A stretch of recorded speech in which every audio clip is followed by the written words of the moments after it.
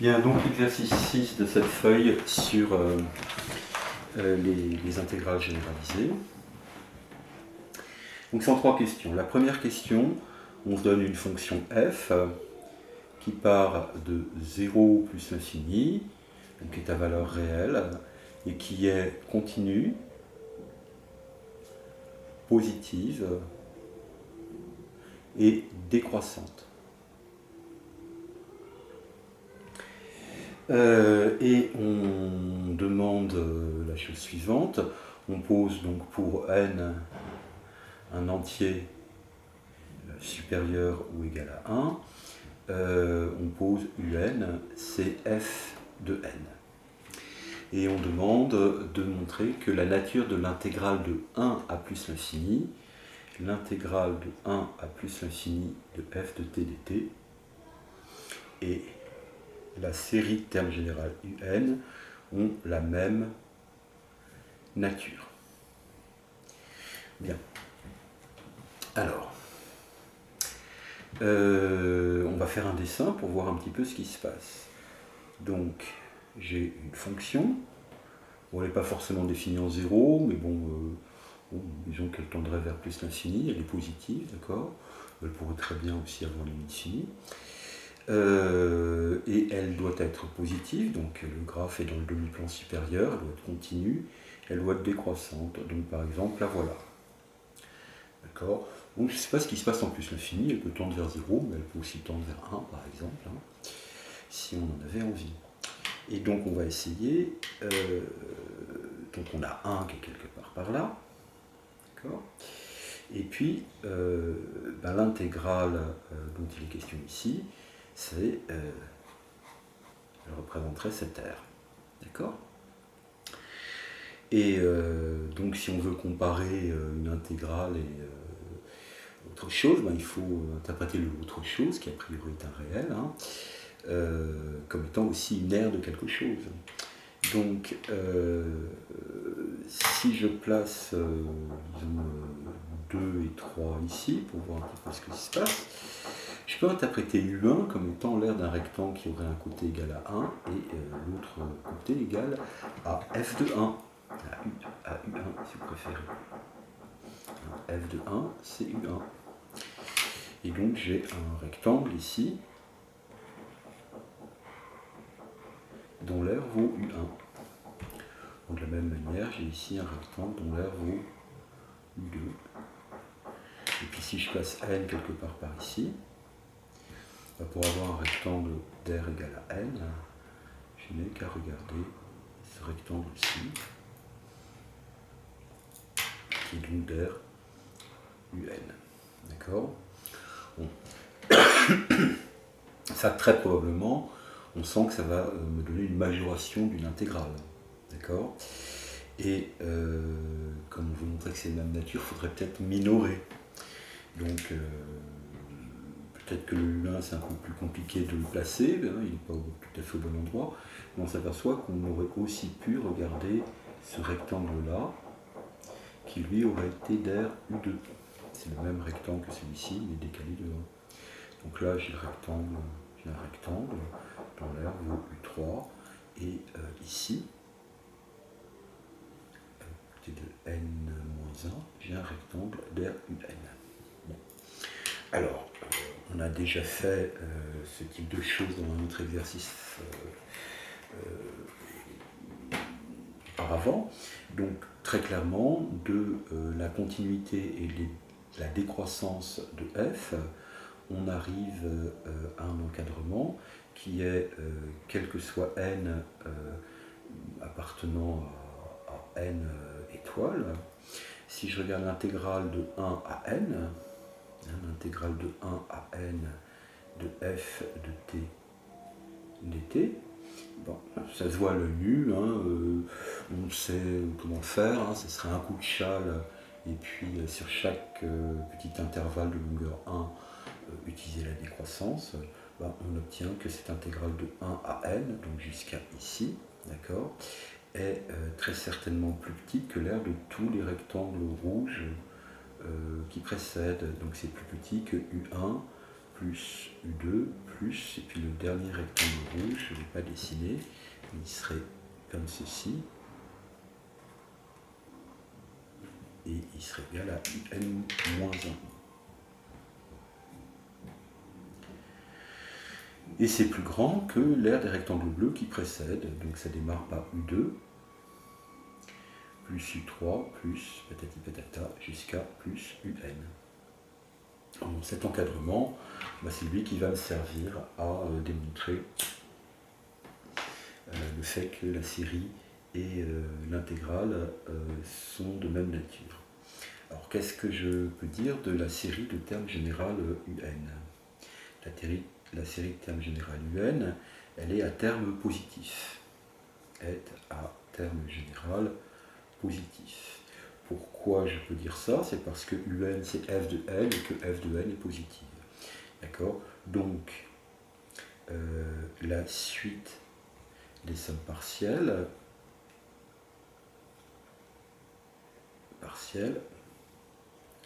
est croissante. D'accord? Bon. Donc, je sais que j'ai U2 plus U3 plus UN qui est plus petit que l'intégrale de 1 à n de f de t dt. Donc ce que je vais dire c'est si l'intégrale de 1 à plus l'infini de f de t dt est convergente, à ce moment-là, comme f est positive, je sais que l'intégrale de 1 à n de f de t dt, je sais qu'elle existe puisque f est continue, est plus petite que l'intégrale de 1 à plus l'infini de f de t dt.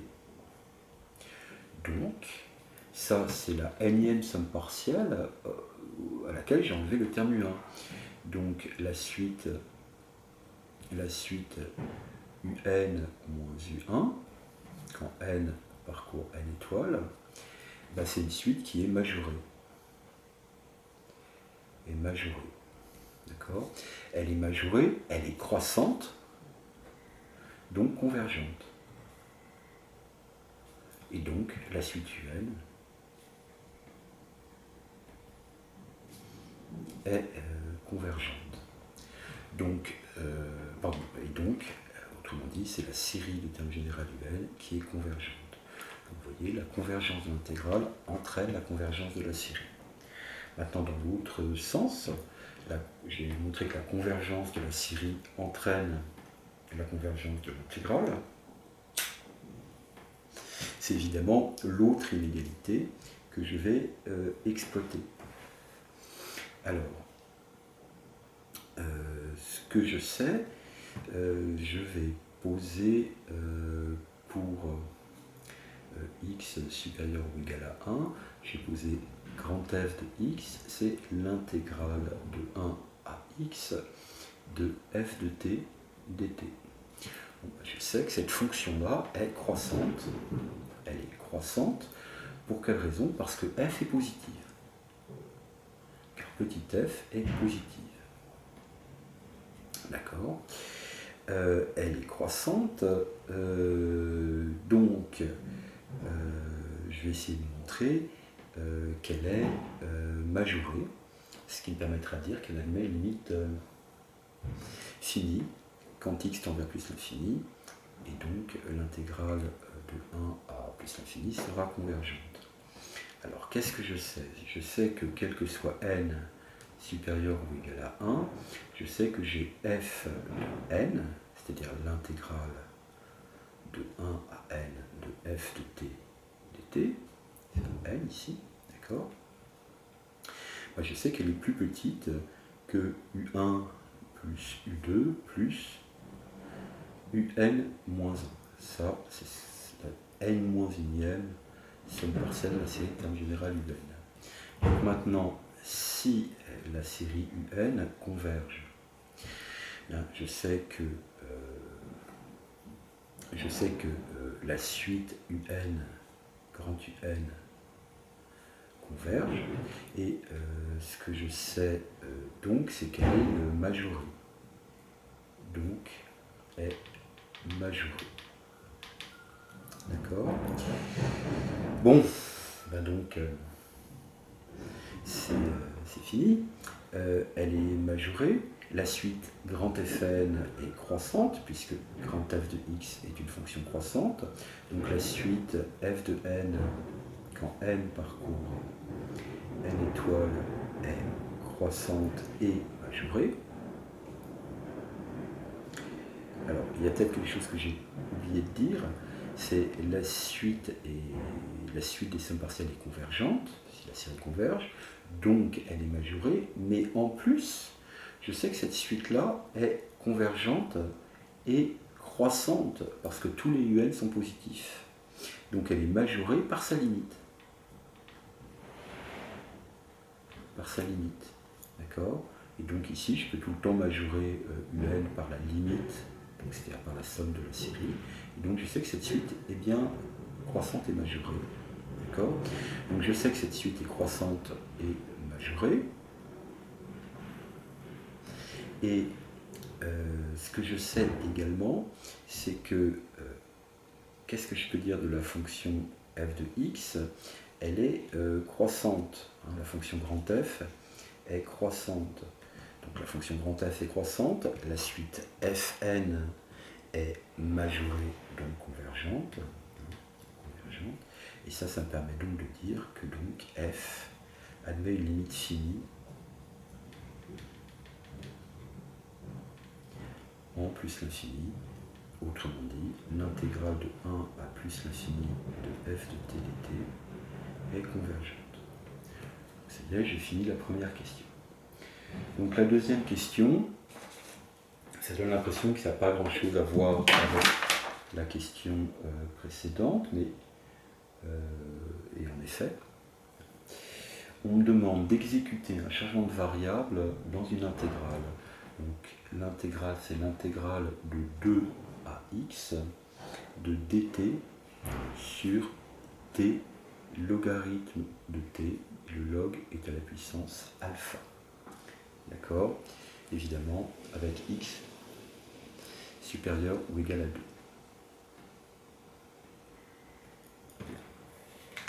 Donc le changement de variable qu'on me demande d'exécuter, c'est de poser u égale log de t. Alors d'abord, oui, je peux effectuer ce changement de variable parce que la fonction log est bijective. Et quand j'exécute, qu'est-ce qui se passe? Donc ça c'est u de t, je m'aperçois que u' de t, c'est 1 sur t. D'accord? Et donc l'intégrale de 2 à x de dt sur t log de log puissance alpha de t, bah, c'est égal. Alors, quand l'ancienne variable, c'est-à-dire t vaut 2, la nouvelle variable vaut log de 2. Quand l'ancienne variable vaut x, la nouvelle variable u vaut log de x. Alors, le u', hein,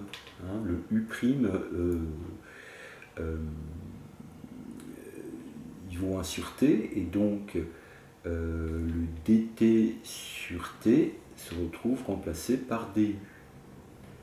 Et évidemment, il me reste uniquement log de t, donc log de t c'est u, et il est à la puissance alpha. D'accord? Donc, qu'est-ce que je peux déduire de ça? Quelque chose de très simple.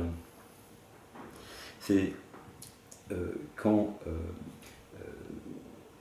x tend vers plus l'infini, vous avez log de x qui tend vers plus l'infini, et je sais que l'intégrale de log de 2 à plus l'infini de du sur u puissance alpha, elle converge si alpha est plus grand que 1 et elle diverge si alpha est plus petit que 1. C'est une intégrale de Riemann. D'accord? Donc évidemment, cette intégrale-ci, l'intégrale de 2 à x de dt sur t log de t puissance alpha, c'est la même chose, elle converge si alpha est supérieur à 1 et elle diverge si alpha est inférieur ou égal à 1. La dernière question, on demande d'obtenir, de déterminer la nature de la série de termes généraux UK, où UK est égal à 1 sur logarithme de k plus 2 factoriel. D'accord? Donc, clairement, il faut se servir d'un petit peu tout ce qu'on a fait jusqu'à présent. Alors,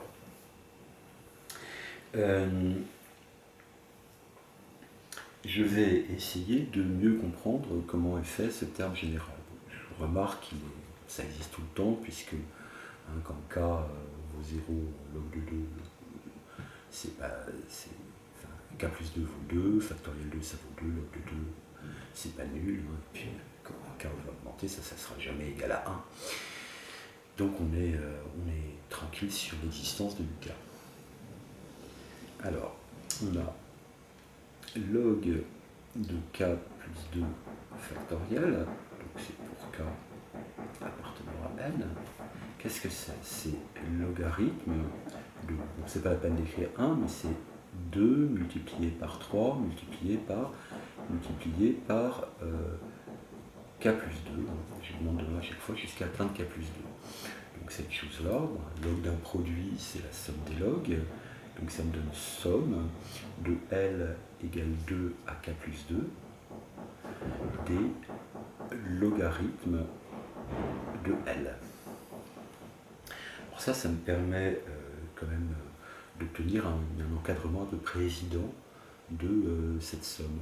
Le plus grand terme dans cette somme, c'est celui qui correspond à L égale k plus 2. Et dans cette somme, il y a k termes.